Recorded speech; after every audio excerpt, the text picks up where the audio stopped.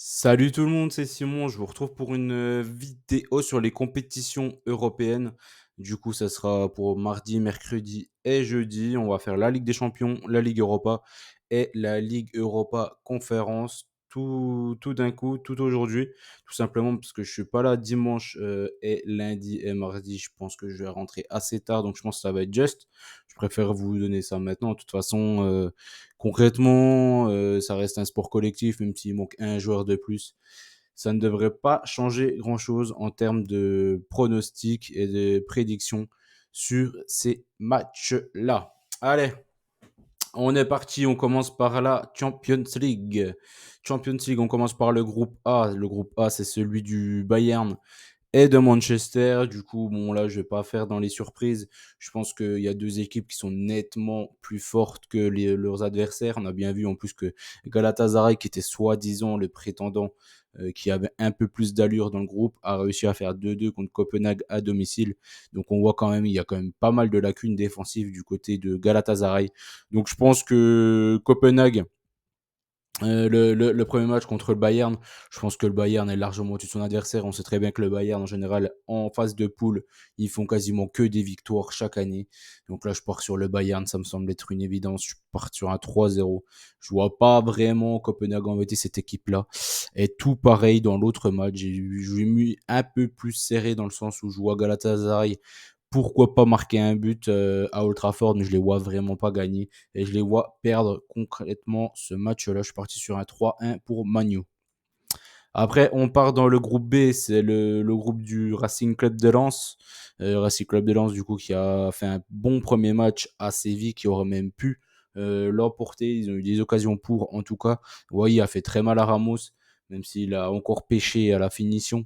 Là, sur le premier match contre Arsenal, je vois quand même Arsenal au-dessus de Lens. Je pense que Arsenal, ils vont marquer les points nécessaires à la qualification. Et ça va être sympa de les jouer les 5 et 6e matchs, parce que je pense qu'ils seront déjà qualifiés. Et ça sera certainement à ce moment-là que ce sera possible de prendre des points contre eux.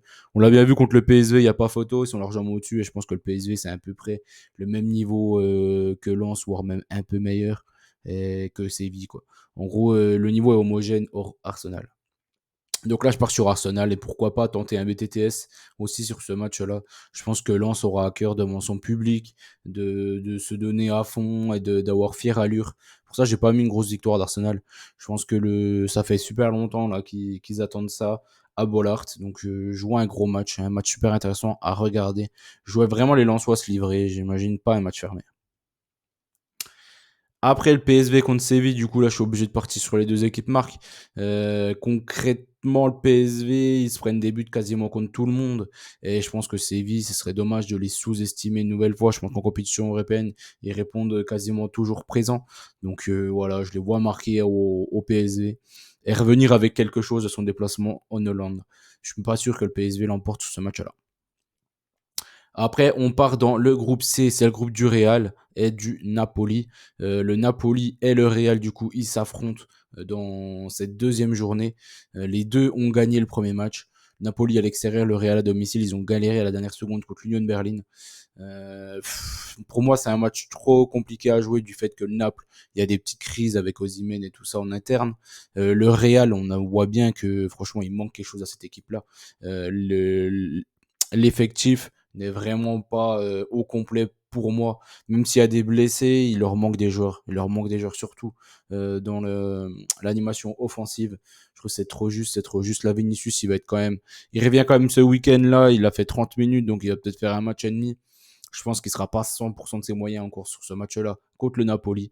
Je pars sur les deux équipes marques. Je pense que ça va être un match ouvert à Naples.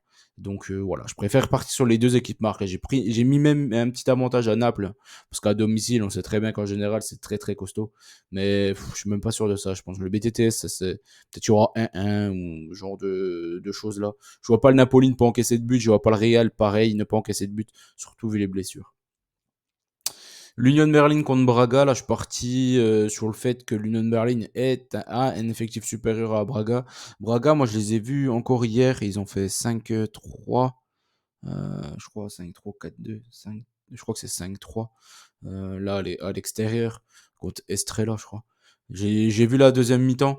Ouais, c'était pas ils m'ont pas fait kiffer, hein. Il y a eu limite plus d'occasions d'égaliser, heu, pour, hem, Estrela que Braga de tuer le match à la toute fin. C'est Ricardo Horta qui a mis son 2e but. Du coup, il a terminé le match avec un petit doublé.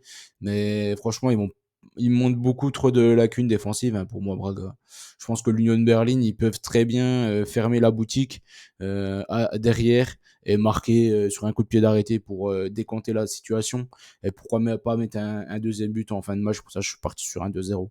Et je suis parti sur l'Union Berlin rembourser 6 matchs nuls. Après, on part sur le groupe D, c'est le groupe de l'Inter. L'Inter qui reçoit Benfica. Ils ont fait un mauvais match à la Sociedad, hein, c'est tout ce qu'on peut dire de la première journée. Donc, je ne les vois pas faire un deuxième mauvais match en Ligue des Champions. Ça reste le finaliste, hein, de la Ligue des Champions. Donc, Benfica, ils ont montré beaucoup de lacunes derrière. Surtout, il y a pas mal de jeunes là quand même cette année, même s'il y a Di Maria qui fait son âge maintenant. Mais il y a quand même beaucoup trop de jeunesse dans cette équipe-là, je pense. Je les vois pas embêter cette équipe d'Inter sur 90 minutes. Pourquoi pas marquer un but, mais je les vois quand même s'éteindre sur les 90 minutes. Après, du coup, c'est Salzbourg. Salzbourg qui a créé la sensation en allant gagner au Benfica. Là, je suis parti sur le fait que la Sociedad ne perde pas. Moi, la Sociedad, ils me font une bonne petite impression, la mine de rien, ces derniers temps. Ils avaient mal commencé la saison. Enfin, mal commencé, c'est vite fait. Vite dit. Ils avaient du mal à marquer des buts.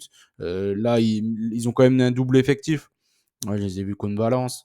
Ils ont quand même un double effectif, même si c'est le deuxième effectif et il est ric-rac. Je pense que Kubo et Arzabal, ça a vraiment de l'allure devant. Je les vois pas ne pas revenir à quelque chose de Salzbourg. Ça va être un déplacement super important, hein, là-bas.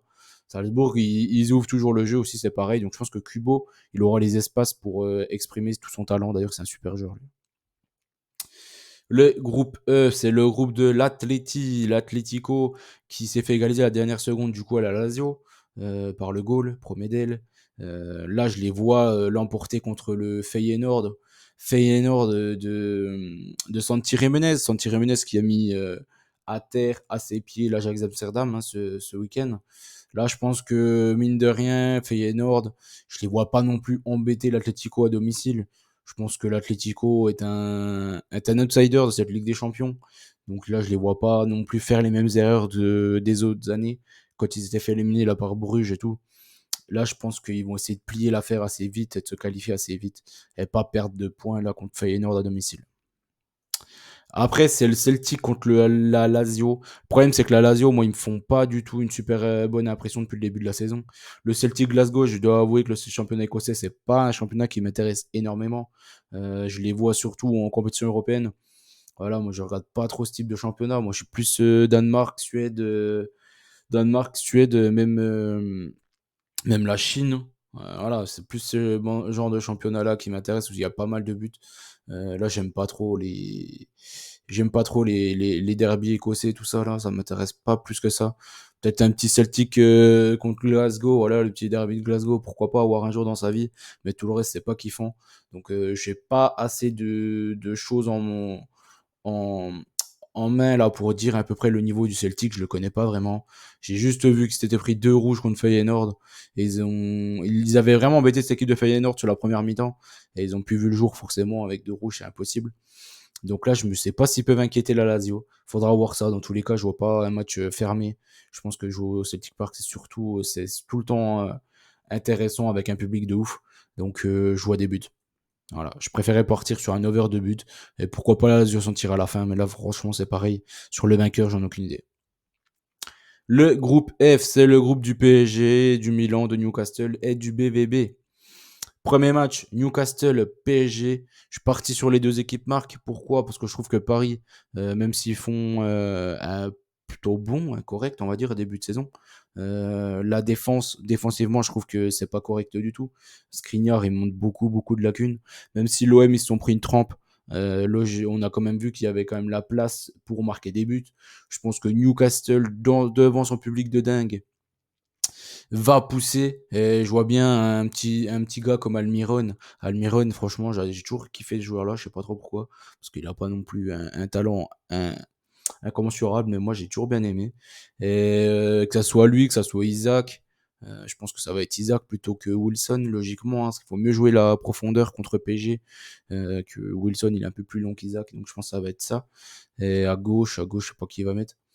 Mais il y a le retour de Joelinton que j'aime beaucoup aussi, Joelinton, moi. Donc voilà, je pense qu'ils ont vraiment tout entre les mains pour inquiéter ce PSG-là. Je pense que voilà, ils sont un peu obligés de prendre des points là à domicile à Newcastle.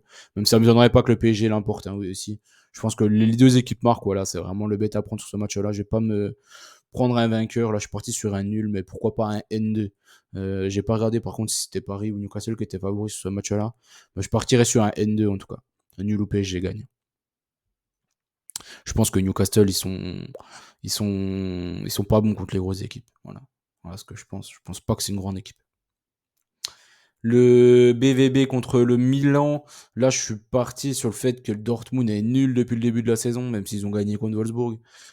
Franchement, le Milan, ils sont pas énormissimes, mais je les vois quand même bien répondre à cette équipe de Dortmund, même si c'est toujours dur aussi d'aller jouer à Dortmund. Là, en gros, enfin, Paris, ils vont se déplacer dans des grosses ambiances, que ce soit à Dortmund, à Milan ou à Newcastle. Paris, je pense que c'est clairement la moins bonne ambiance des quatre, hein, là-dessus, il n'y a pas vraiment de doute. Même si en Ligue des Champions, en général, ils arrivent à faire 2-3 choses pas mal. Mais voilà, là, pour revenir à ce match-là, Milan au nul, je pense que c'est un bet assez évident pour moi. Je suis parti sur un nul sur le match en lui-même. Après, le groupe G, c'est celui du Raging Bull Leipzig et du Man City. Après, voilà quoi. En gros, là, c'est les deux premiers qui s'affrontent, c'est les deux équipes qui vont se qualifier. Et les deux autres, voilà, qui font office de présence, qui vont se battre pour la troisième place. Leipzig City, les dernières années, Leipzig, ils ont toujours marqué contre City à domicile. Donc je les vois continuer dans cet élan-là. City, ça me donne, enfin, je sais pas, mais moi, à leur place, limite, je ferais tourner sur ce match-là. Pas grave de perdre. De toute façon, dans tous les cas, ils vont se qualifier. Là, ils ont beaucoup trop de blessés. Là, d'ailleurs, ils ont quasiment fait, enfin, il va pas l'assumer enfin, il peut pas le dire comme ça devant les caméras.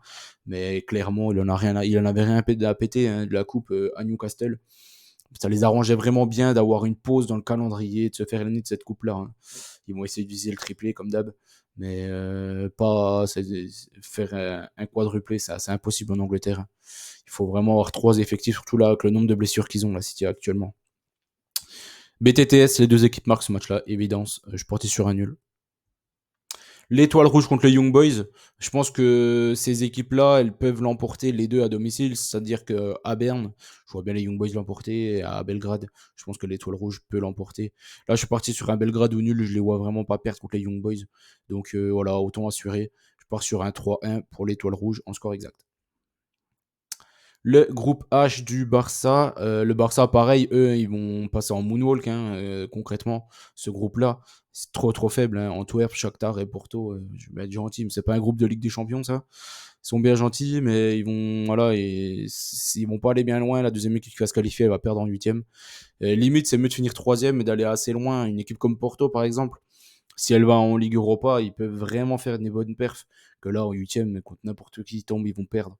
Donc voilà, je vois pas le Barça perdre à Porto, même si là c'est pareil, un peu comme City. S'ils veulent faire tourner, ils peuvent, hein, parce que concrètement, c'est la deuxième plus grosse équipe, c'est à l'extérieur, donc Porto ou Leipzig. Et ils affrontent les deux, là, les deux meilleures équipes à l'extérieur. Donc, dans tous les cas, même s'ils perdent ce match-là, ça sera anecdotique, hein, dans la saison. Dans tous les cas, ils finiront le travail à la maison et ils taperont les deux autres équipes sans trop de mal. D'ailleurs, Porto, ils ont déjà gagné au Shakhtar. Là, c'est limite plié, quoi. Ça va être les deux premiers déjà. Antwerp, ils servent à rien, hein, concrètement. Qu'on se le dise, hein, déjà quand ils étaient passés contre l'AEK, c'était un énorme hold-up. L'AEK avait dominé à l'aller et au retour. Donc voilà, ils sont un peu en Ligue des Champions. On ne sait pas trop pourquoi. Là, sur ce match-là, je pars sur le Barça, rembourser ses matchs nuls avec certainement un but de l'inévitable Robert Lewandowski. Après, Antwerp, du coup, contre le Shakhtar, je reste cohérent avec ce que je pense. Je pense qu'Antwerp, c'est l'équipe la plus faible du groupe. Je pense que ils ont battu l'AEK, on sait même pas pourquoi. Donc voilà, je pars clairement sur un but minimum du Shakhtar. Je pense que les Ukrainiens ils sont habitués des compétitions européennes. Et je les vois à minima marquer un but sur ce match-là. Je les ai même mis vainqueurs.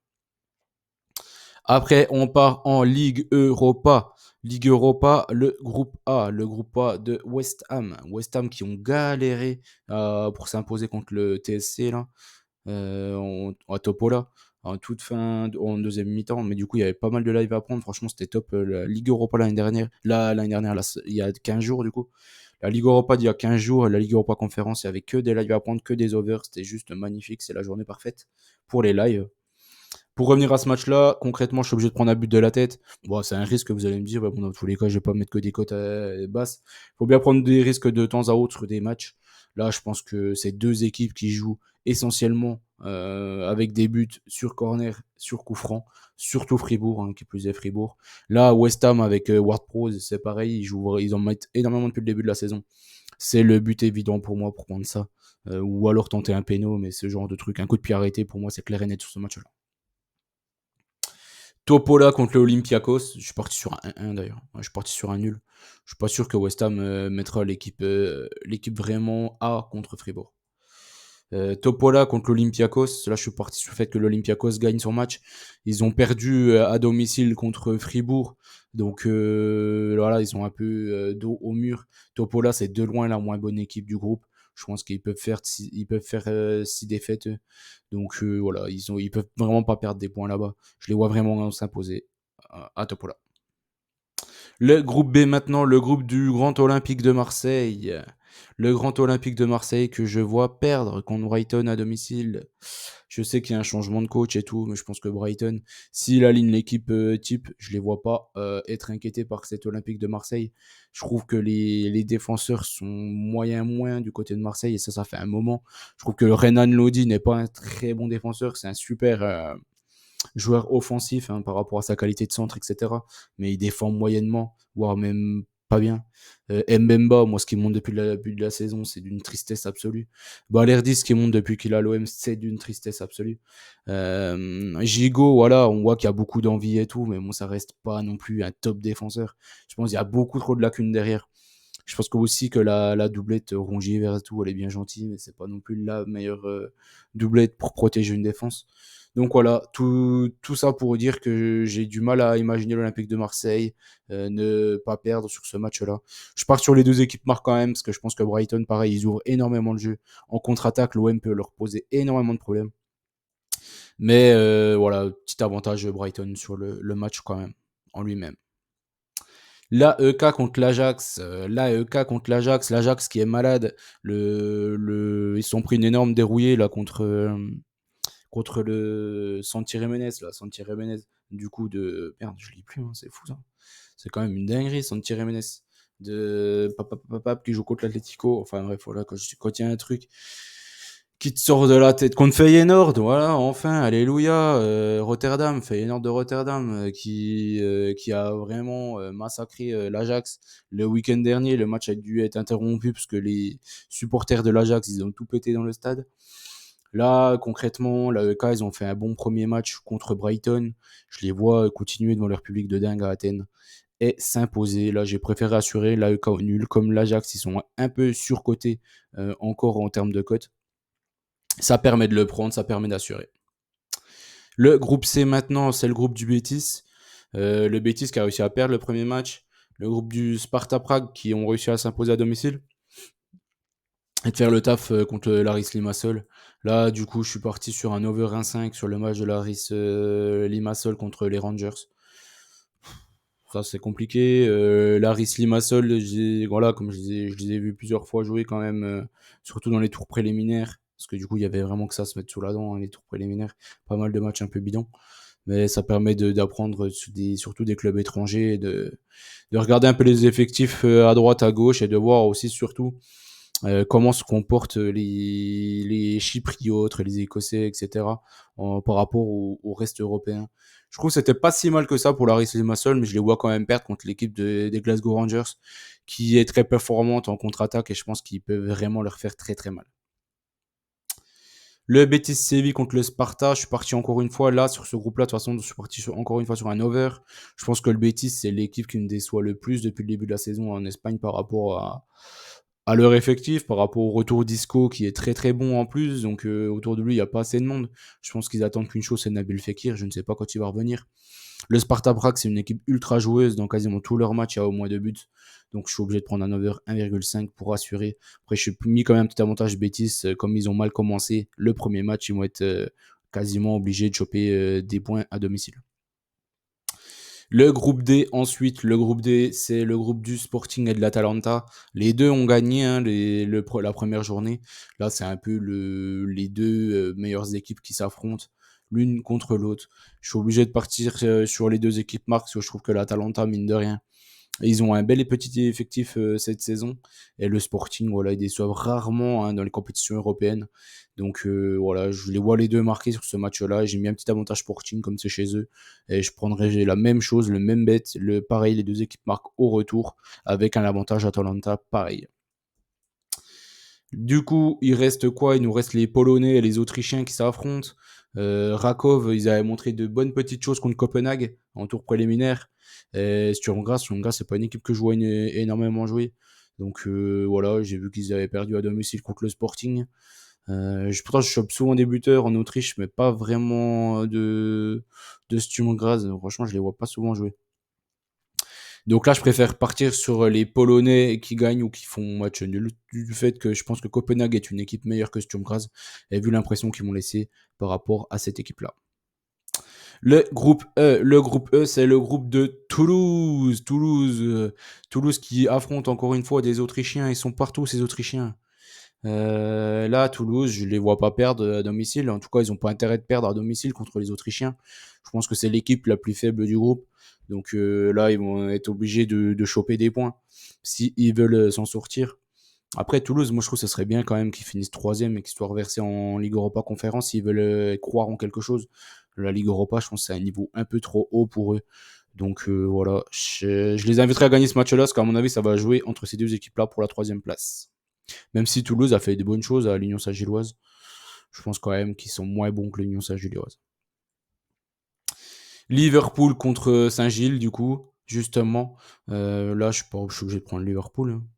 Là, il n'y a pas grand-chose à dire. Je pense que Liverpool est nettement au-dessus de tout le monde. Il va mettre l'équipe bis. Je pense qu'il faudra aussi choper un buteur. Certainement du Gakpo, parce que Darwin Nunez, il va gagner sa place de titulaire, j'imagine. Donc ça va être Gakpo qui va être dedans et Jota. J'imagine l'un ou l'autre marqué sur ce match-là. Ça me semble être une petite évidence une nouvelle fois. Le groupe F, c'est le groupe de Rennes. Rennes. Du coup, là, c'est les deux autres. Le Maccabi Haïfa qui m'a fait une énorme, ni si, mais mauvaise, du coup, dans le mauvais terme, impression contre Rennes. Franchement, ils ont été nullissimes. Donc là, je les vois au moins se prendre un but dans le match contre le Pana. Je suis parti sur ça parce que vraiment, Maccabi, je les ai trouvés vraiment affreux contre Rennes. Et le Pana, ils ont réussi à gagner leur match contre Villarreal et c'est une équipe de contre-attaque aussi. Donc je pense qu'ils pourront se faire plaisir en Israël.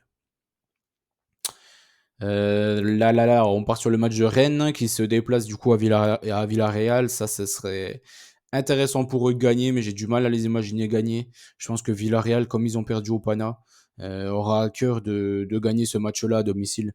Donc je préfère partir sur les deux équipes marques quand même, vu les problèmes et les énormes lacunes que montre Villarreal en ce début de saison. Mais je vois quand même vraiment Villarreal l'emporter au final. Le groupe G, c'est le groupe de la Roma qui est en dèche en ce moment. La Roma qui est allée gagner à Tiraspol. Là, c'est quoi? C'est Servette de Genève qui galère aussi en ce début de saison. Donc, je pars sur une victoire de la Roma sans trop de difficultés. Je pense que le Servette, ils y arrivent pas en ce début de saison. Même s'il y a Bedia qui a encore marqué, là, j'ai vu. Euh, je pense que ça va pas être suffisant pour aller choper des points en terre romaine. Et le deuxième match, c'est le Slavia. Du coup, le Slavia qui est allé gagner déjà en Suisse, qui recevra le Sheriff Tiraspol. Et là, je suis parti sur les deux équipes marques. Je pense que Sheriff Tiraspol, c'est une équipe qu'on prend tout le temps à la légère, mais ils marquent quasiment dans toutes les rencontres. Et le Slavia Prague, pour moi, ils sont favoris sur cette rencontre-là. Je les vois gagner, donc je suis parti sur une victoire de 1 du Slavia. Le groupe H de Leverkusen. Leverkusen qui a gagné son premier match ultra facilement contre les Suédois.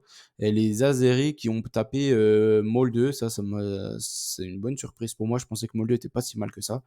Pour revenir au premier match Molde contre Leverkusen, je pense que Leverkusen devrait l'emporter.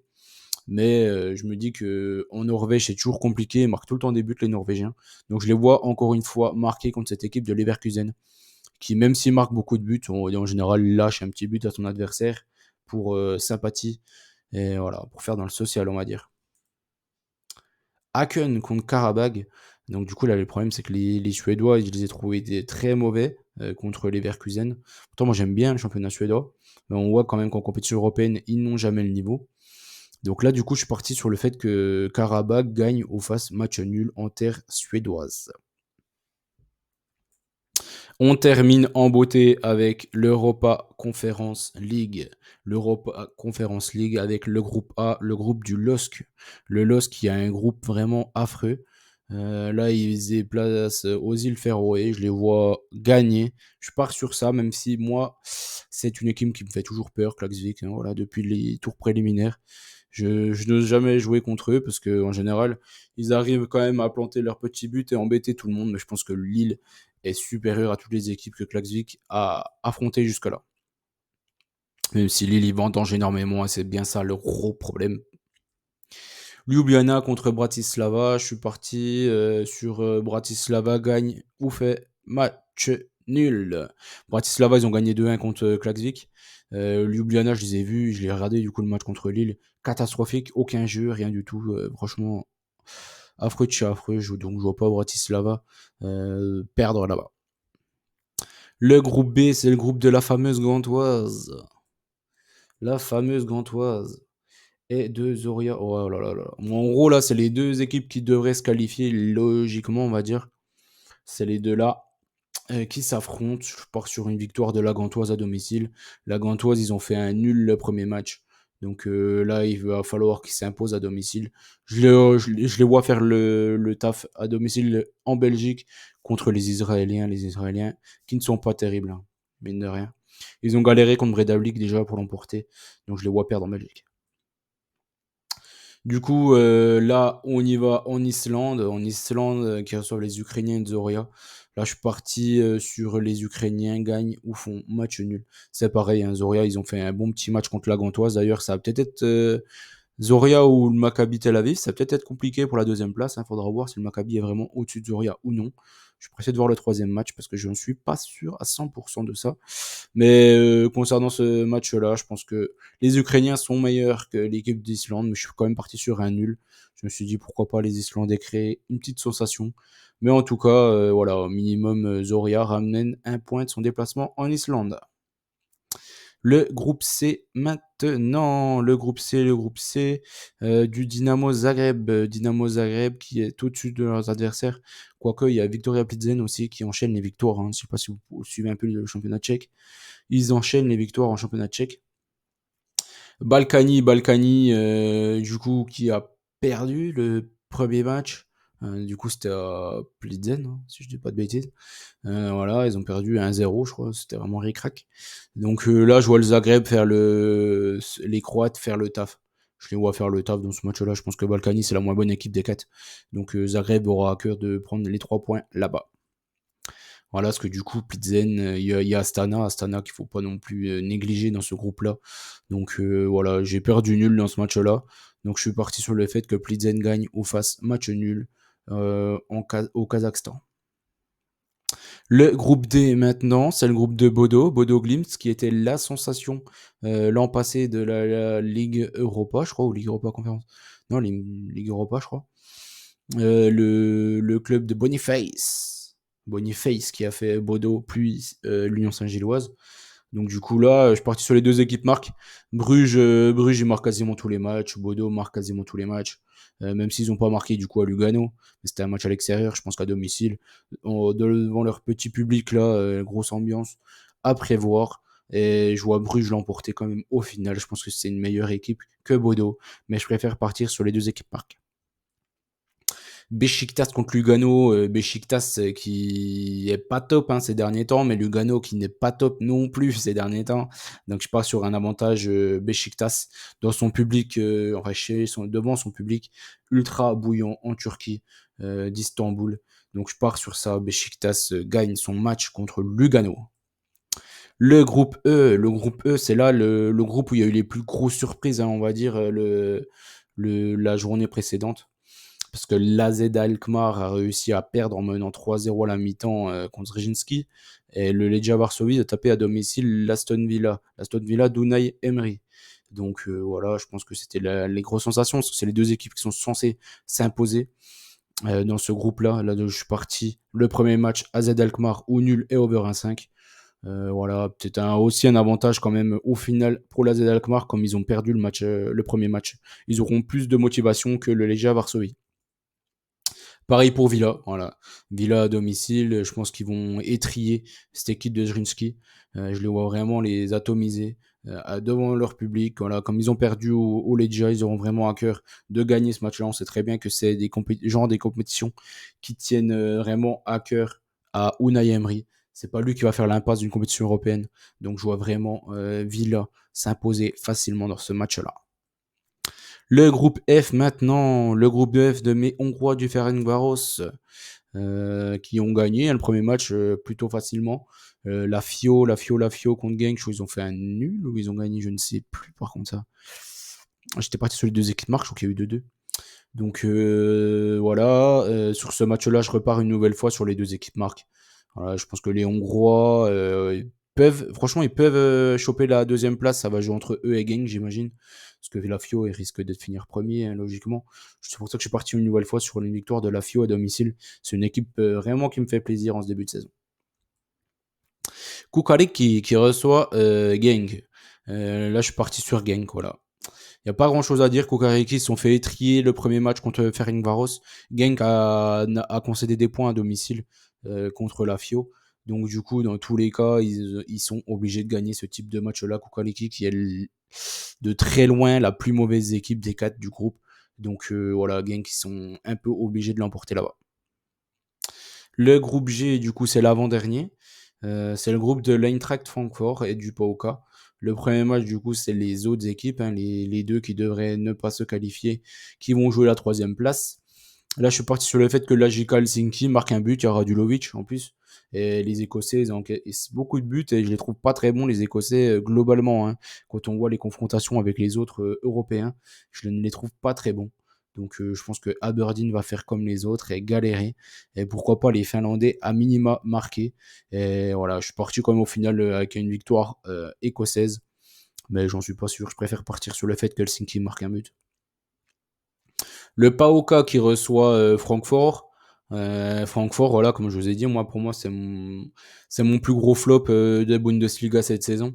Donc je pars sur le fait que les Grecs l'emportent ou font match nul. Par contre, voilà, la tendance, on va dire, de cette saison, c'est que les Grecs, ils sont pas mal hein, au niveau européen. Franchement, leur championnat, leur niveau du championnat a certainement un peu augmenté. Parce qu'on voit, il y a quand même beaucoup de surprises grecques et ils ramènent pas mal de points UEFA. En tout cas, sur cette première journée, ils en ont mis pas mal et pas mal de victoires. Le groupe H, maintenant, c'est le dernier, c'est le groupe du Fener. Le Fener qui se déplace à Ternava. Bon, là, je vais pas non plus. Je pense qu'il va mettre l'équipe B. Je pense qu'il y aura du Michi. Un peu comme la première journée. Il avait déjà mis l'équipe B contre Nordjylland.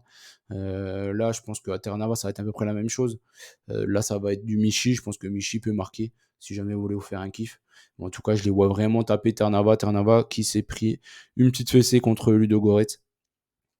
Donc là, ça va être pareil, j'imagine. Du coup, les Bulgares qui se déplacent à Nordjylland. Là, je suis parti sur les deux équipes marques. Moi, les Bulgares, comme je vous ai dit, Ludogorets et Ferencváros, moi, c'est les équipes que j'ai vraiment l'habitude de jouer régulièrement pour eux en compétition européenne. Ils me déçoivent très, très, très rarement. Donc voilà, là, je pars sur les deux équipes marques. Je les vois pas ne pas marquer à Nordjylland. Nordjylland, pourquoi pas s'imposer au final avec pourquoi pas une nouvelle fois. Ça fait beaucoup de pourquoi pas, mais bon, on ne sait jamais. Avec un but de Ingarten au cas où il y a un petit péno, genre de bêtises. Donc voilà, on a fait le tour de toutes les compétitions européennes, des 3 grandes compétitions européennes. J'espère que la vidéo vous a plu. N'oubliez pas le petit like, ça fait toujours plaisir. Ça permet d'avoir un peu de référencement et d'être un peu en tête de gondole de, de YouTube. Donc ça me ferait plaisir. Je compte sur vous. Et n'oubliez pas qu'on gagne ou on perd ensemble. On espère pour cette vidéo qu'elle fasse aussi bien que la première journée. Bon là j'ai pris à peine plus de risques, j'imagine, que la première fois. Il y avait beaucoup plus d'over 1,5 et ce genre de choses, d'over de but. Là j'ai voulu vraiment plus cibler des équipes ou des doubles chances. On verra si ça me porte préjudice ou non. De toute façon, ouais, l'heure n'est pas encore au bilan. On verra ça jeudi soir. Voilà, je vous souhaite bonne chance à tous et bon match tout simplement.